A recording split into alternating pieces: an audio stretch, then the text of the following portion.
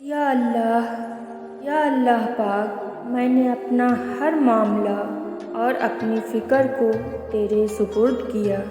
یا اللہ، مجھے اس چیز کی خوشخبری عطا کر دے جو دعا کی صورت میں نے تیری بارگاہ میں پیش کی ہے۔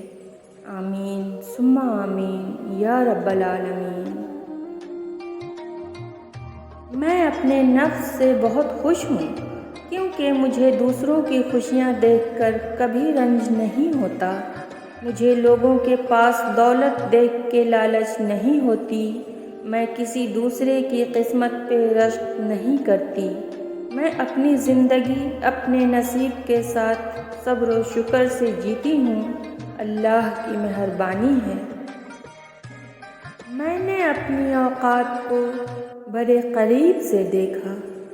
وقت چند سانسیں ہیں جو رب العزت کی محتاج ہیں۔ مایوس وہ ہوتا ہے جسے رب پر یقین نہ ہو، اور محروم وہ ہوتا ہے جو رب کی نعمتوں کا شکر ادا نہیں کرتا۔ مقدر لکھنے والے کے اختیار میں ہے مقدر بدلنا، تو پھر مایوسی کیسی؟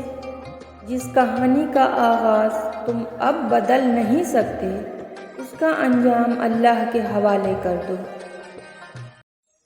اللہ عطا کرنے پہ آئے تو بندے کی ذات، اوقات اور عمر نہیں دیکھتا۔ بے شک میرا اللہ آزماتا بھی ہے اور سنبھالتا بھی ہے۔ لوگوں کے خوف سے حق کی بات کہنے سے نہ رکو، کیونکہ نہ کوئی موت کو قریب کر سکتا ہے اور نہ کوئی رزق کو دور کر سکتا ہے۔ کوئی تمہارا کردار اٹھا کر بیچ سڑک پر بھی لٹکا دے تو بھی یاد رکھو، وَتُعِزُّ مَن تَشَاءُ وَتُذِلُّ مَن تَشَاءُ۔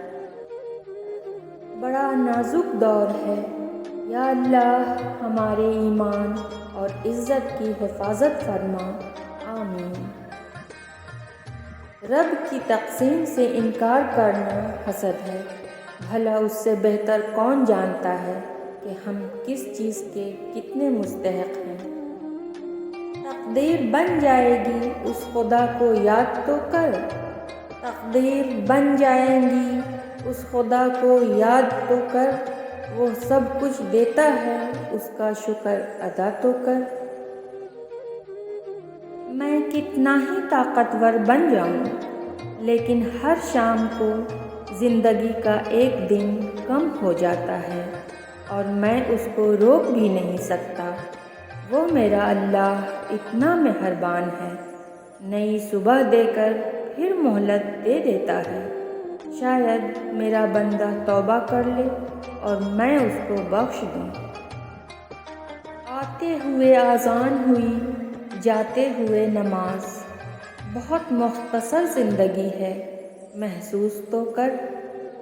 آتے ہوئے اذان ہوئی، جاتے ہوئے نماز۔ بہت مختصر زندگی ہے، محسوس تو کر۔